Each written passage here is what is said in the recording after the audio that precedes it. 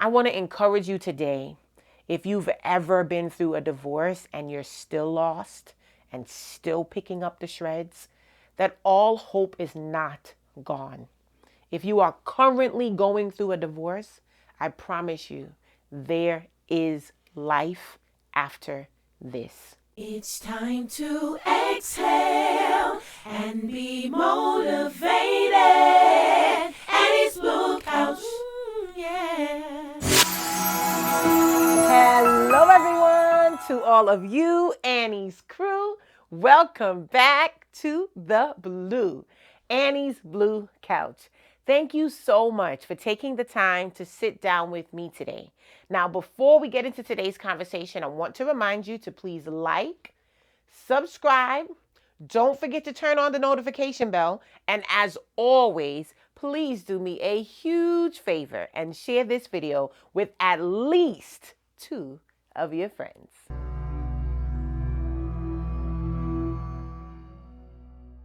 For today's conversation, I want to discuss a very sensitive topic: divorce. Divorce isn't one of those things on people's bucket lists, so no one is wishing for it or celebrating when it happens. There is the exception for the men and women who free themselves from abusive situations. I imagine there is likely a feeling of relief at the end of a divorce in those situations. But regardless of why you divorce, there are still several emotional roller coaster rides people who are divorced take. I know when you're going through a divorce, you really feel alone. I wanted to share some statistics so you know nothing's wrong with you and you're not alone. These statistics aren't to highlight or applaud divorce, but I'm fully aware that when we fail at things in our lives, we beat ourselves up and even isolate ourselves from others, which can lead to depression and a host of other negative things. And a lot of that comes from thinking we're the only ones going through it. The interesting thing is that the statistics were all over the place, and I got so crazy looking at all the info. According to psychologytoday.com, a couple's lifetime risk of divorce in the U.S. sits around 42 to 45%. Some say the divorce rates are going down, some say they're going up. The Pew Research Center says the divorce rate for couples 50 and older has actually doubled since the 1990s. Apparently, people are seeking independence in the years they have left to live. In states where couples are more likely to marry young, there are actually more people who have been married 3 times or more. I'll be very interested to see what the numbers say after COVID, with all the emotional and financial stress COVID has brought on so many families. Many of the surveys show that the biggest reason couples get divorced is that they feel they are no longer compatible. Next is infidelity, then money issues. Now, I want to talk about this issue because I know firsthand that divorce is painful. It sucks. Now, don't get me twisted. Don't twist my words or make me out to be some evil witch when I say this. But I felt like death would be easier to handle. And not my death, of course. Now, I don't wish death on my ex now. But during some of our really, really bad days, I did try to convince God that that was actually a very, very good idea. It's just that seeing the person after the divorce is like repeatedly ripping open the wounds. And I just felt like if I never had to see him again, life would be better. But I've grown a lot since then. Actually, one time my friend said, "What if he's praying that you die?" And I was like, the devil is a liar. And isn't it crazy how people pray opposite things for the same situation and then bless or curse God for answering or not answering their prayer requests? God is sovereign. And I know he expects that we talk to him and we let him know what we're needing, but he isn't to be bullied into doing anything. What God does is what he does. he consults his own will to do whatever he deems right. I know that people don't really take well to that concept, but it's the truth. If my ex-husband was praying that I die, he wasn't. He's actually the nicer of the two of us. And I'm praying that he dies. Whose prayer does God answer? If he answers mine, does that make me God's favorite? Or let's step away from divorce for a moment and think of two opponents at a sporting match of some sort. And at the beginning of the match, they both pray, Lord, Lord, please let me win. Somebody's got to lose. Is God not a prayer answering God for the person who loses? I really believe that if God had a cell phone and could like text us responses to some of our prayers, he'd be like, LOL, SMH, ROTFL. Because sometimes we are just ridiculous with our prayers. And thankfully, many prayers he does not answer. Okay, back to dealing with divorce.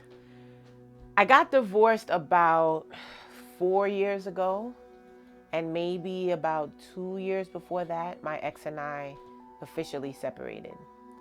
The pain of all of that was unbearable. I shared in my 2-part conversation on depression how depressed I was. I would be in bed for days on end. And you all know by now, I have 3 children. Thank God for my amazing mom who really helped me through the ins and outs, the day in, the day out process with the kids during those times. Because if I'm super honest, there were many days I had no idea which kid was doing what. My youngest was just a few months old when the official separation began. So she was just in my bed with me a lot.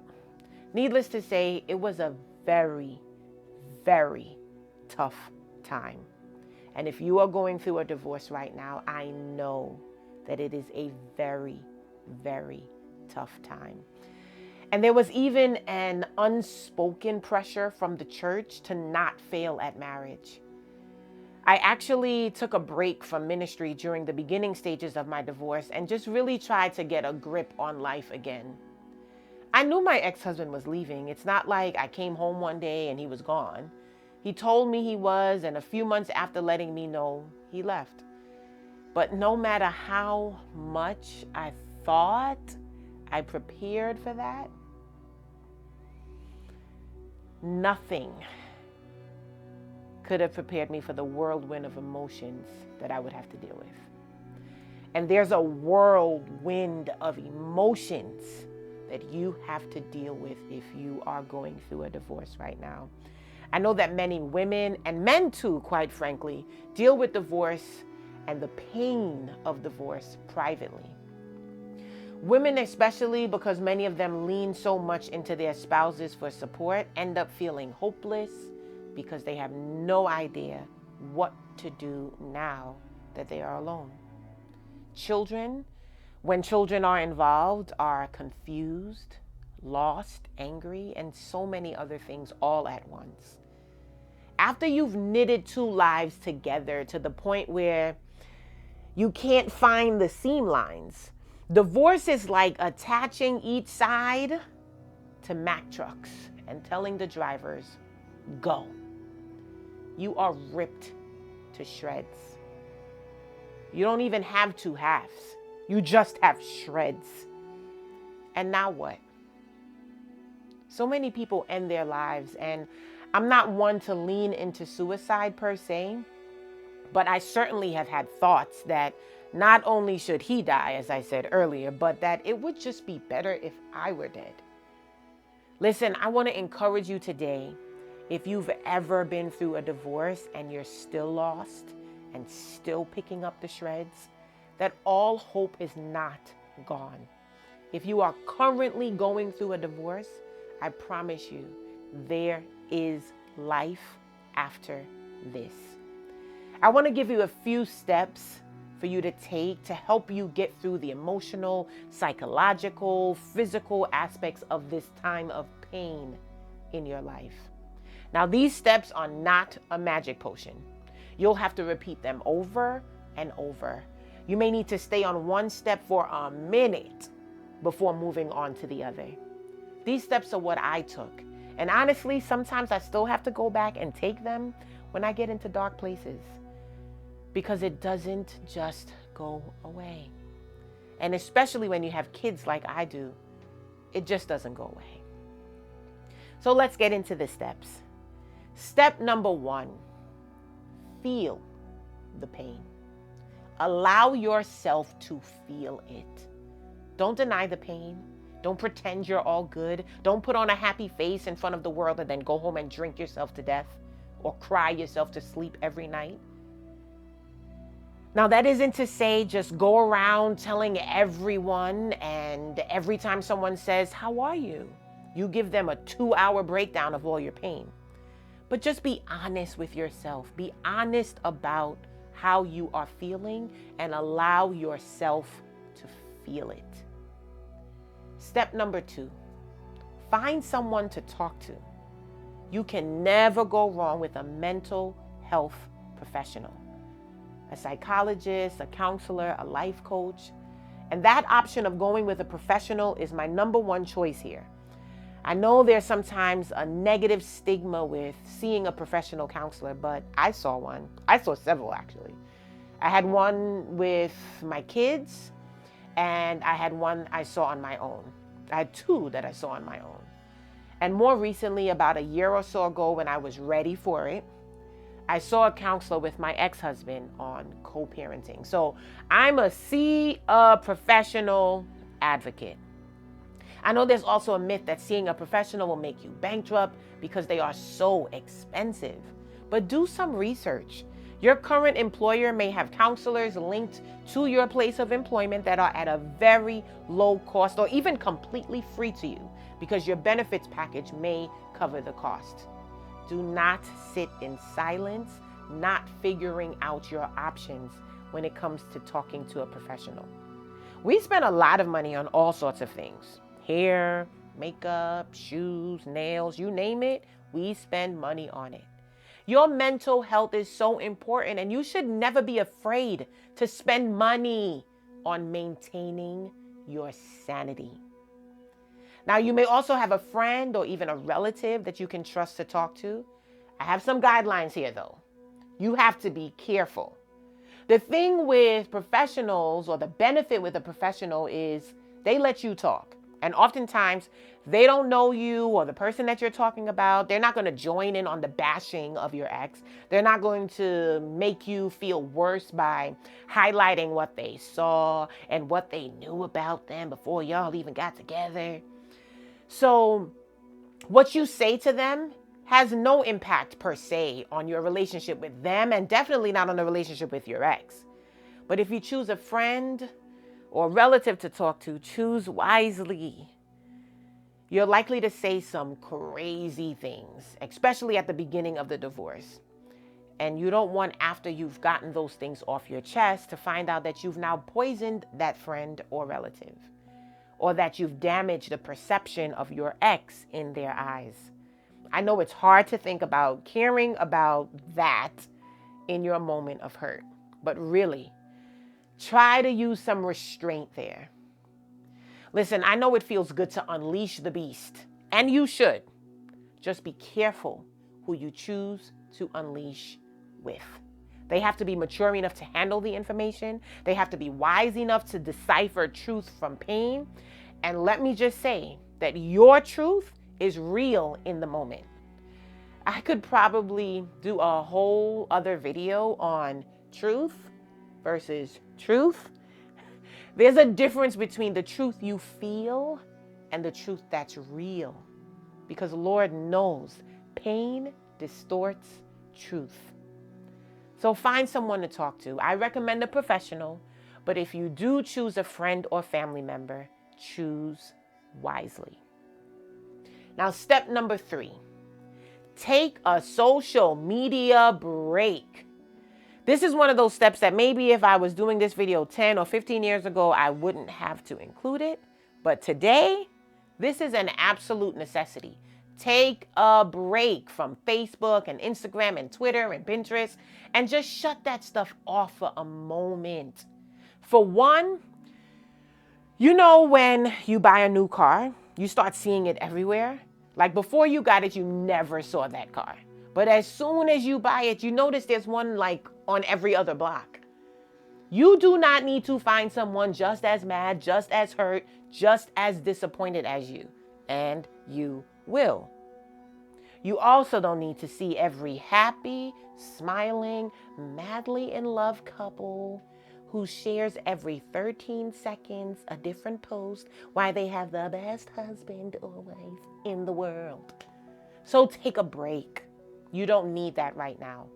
Also, you can post in a heightened emotional state of bitterness or rage and really say something you regret. Because even after you come to your sense and you pull it down, anyone could have screenshot it and shared it with the entire planet. So please take a break from the socials. Step number 4, dig deep. This part of the process is going to take some maturity. While you're pointing your finger at the reason why the other person was a jerk or disrespectful or whatever, you really won't be able to see you. And this step is not about blaming you. It's not about excusing the other person's behavior. It's just about seeing you for a moment, being honest with yourself about how you contributed to this. If it's infidelity, did you start it? Again, not an excuse for the other person to have done it also, but did you set it off? If it's compatibility, were you honest about who you were? About who you wanted to be? Were you open about your dreams? Did you take the time to talk about what your expectations were? Did you ignore the warning signs? Did you go in knowing things were not what you wanted and thought marriage would fix it? I mean, there's a host of questions in this dig deep step you have to ask you. For me, one of the biggest things that I had to realize is that how you start sets the foundation. Listen, I started with this whole, I'm going to submit. I'm going to listen to whatever you say. I'm going to be the wife of your whole fantasy dream. And a couple of years in, I was like, yeah, I'm done being Cinderella. I'm not listening to you. As a matter of fact, I'm done talking to you. And I'm going to go over here and talk with my girlfriends. I'm going to talk to Jesus. And you're going to have to figure it out because I'm done with all this submitting stuff. Now, let me just say, submitting is necessary, but it's a two-way necessary for both sides. Both of you have to submit to each other. Marriage is a daily choice to submit. And I'm gonna be done there because the topic of submission is an entire video in of itself. Another thing I found out when I dug deep was that I really didn't know me. And here I am hot pissed that this man can't read my mind and do what I need when I need it, but I don't really know what I need. And there was so much more that I learned about myself, and I'm still learning even now when I dig deep. Now, step number 5, pray. Prayer is an important step in a lot of my how-to videos because I really believe that when you pray, your perspective is adjusted. Your perception is adjusted. Prayer has a way of affecting both the micro and the macro aspects of your life. Prayer helps you to address the deep personal issues you need to fix and gives you a greater sense of compassion for the bigger picture. In the beginning of praying, during this time, I understand if your prayers have a violent sense. I told you I was praying for folk to be taken out. But as I allowed God to really adjust my heart and heal those damaged areas, I was able to start praying, Lord, bless and keep him. Because if for no other reason, my children need their father. I was able to really begin to pray about finding and stepping into purpose. And in prayer, I was able to release a lot of the hurt. I also had a prayer partner for about the first 4 or 5 years of my separation into the divorce. I had the same prayer partner. And it was super helpful for me. So pray. Pray by yourself. Pray with a partner. But make sure to pray. Now, step number 6. Forgive your ex. I did an entire video on forgiveness a few weeks back. You have to forgive your ex for everything. It doesn't matter what they did. Forgiveness is not about giving people a pass. It's not excusing bad behavior. I know people don't forgive because they want the person who hurt them to know forever what they did. But it's unhealthy. And you'll be stuck. And ultimately, your life suffers because you refuse to forgive. Take a look at my forgiveness video to get some more in-depth help with forgiveness. Now, step number 7, ask for forgiveness. I know you just said, I ain't asking nobody for jack. But listen, if you truly dug deep and really spent some time in prayer, which were steps number 4 and 5, there is no way that you do not have something to ask for forgiveness about. If you really and truly believe you did nothing wrong and you contributed in no way to the divorce, you have to dig deeper. This asking for forgiveness is another step that requires a lot of maturity. And now my final step, step number 8. Move on. Move on from the guilt. Move on from the shame. Move on from the failure of it all. Move on from the blame game. Move on from the anger. Move on from the hatred. Move on from the what ifs. What if he did this? What if I said this? What if we did this? What if we said this? Move on. I know you thought life would include this other person. And who knows? Maybe one day it will. But for now, pick up those shreds. Place them in God's hands and move on. Let's recap these 8 steps. Step number 1, feel the pain. Step number 2, find someone to talk to. Step number 3, take a social media break. Step number 4, dig deep. Remember, it takes some maturity to do this one. Step number 5, pray. Step number 6, forgive your ex. Step number 7, another one that takes a lot of maturity, ask for forgiveness. And step number 8, move on. I spoke about the dash a few weeks ago. We only get one dash. There is simply no time to dwell on this one chapter of your life. There are so many more chapters to write. You are so much more than your divorce. Your purpose in life is bigger than this one period in time. You are called to greater. You still have work to do. Learn from this experience. But waste no time engaging in bashing, abusive language towards yourself or towards your ex-spouse. It's time to mature. It's time to grow. It's time to heal. It's time to fulfill your purpose. Until next time, remember that you are beautiful. You are special. Your smile is amazing.